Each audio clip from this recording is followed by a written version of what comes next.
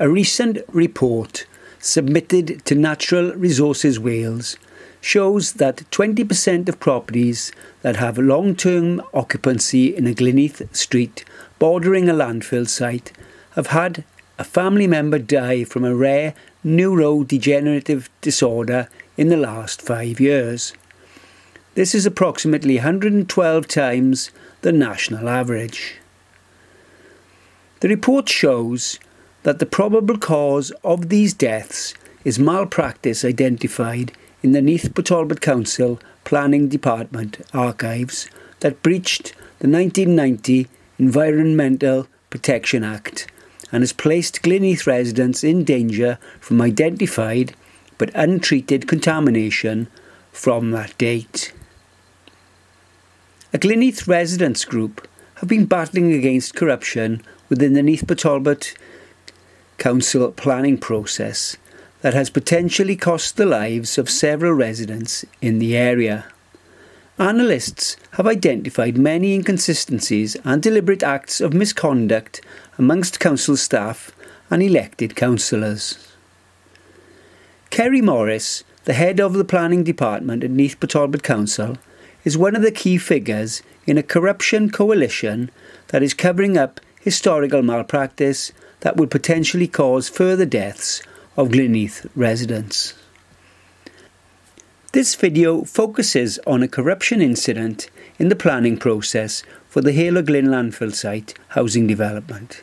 In it, we see how the Neath-Port Talbot Council's head of planning blatantly falsifies the role of the 1990 Environmental Protection Act within the planning process to support the corrupt actions of the planning department's Steve Ball. Background.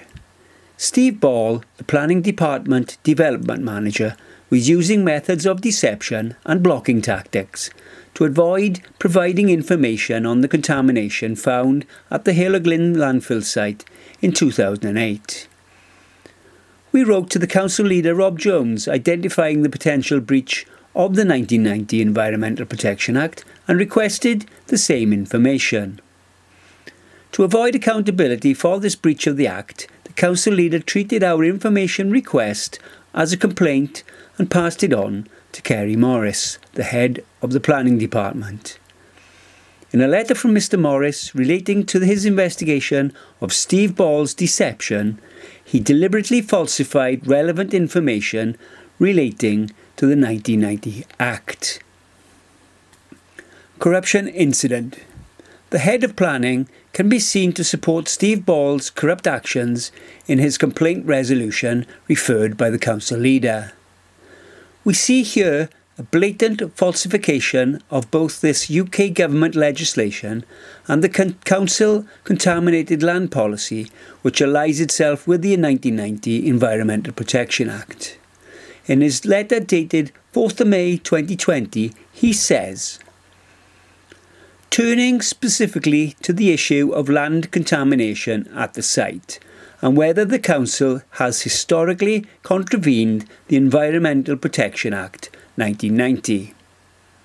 I would advise that this legislation no longer applies when a site is going through the planning process.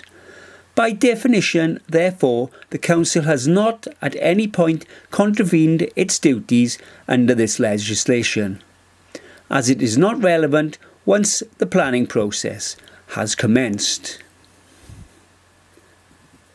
If we refer to the council's contaminated land strategy in place at the time, we will see that land contamination should be dealt with early in the planning process.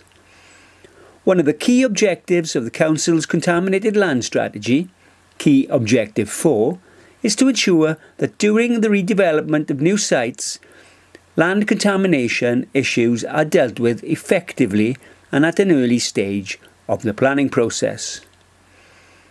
And then we should refer to the UK Environmental Law Association's guidance on the 1990 Environmental Protection Act and contaminated land, which states, please note that the planning process does not override the contaminated land regime provided by Part 2A of the Environmental Protection Act 1990.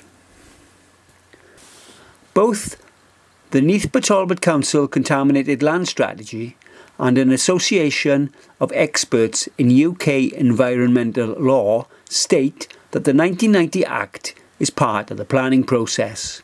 Ceri Morris states that it's not. Ceri Morris has deliberately committed an act of deception that may cost the lives of the residents he is paid to serve.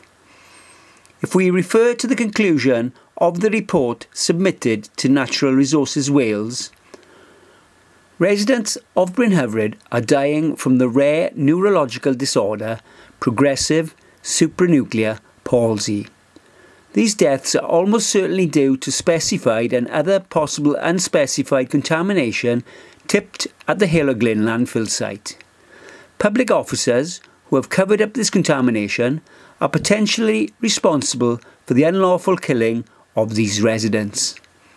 Ceri Morris is one of those public officers. In 2020, the site was tested and found to be contaminated with up to 9 times above the safety guidelines for some of the contaminants. Ceri Morris is continuing to and has potentially murdered Glynneath residents to support the corrupt activities of the Neath-Port Talbot Council Planning Department.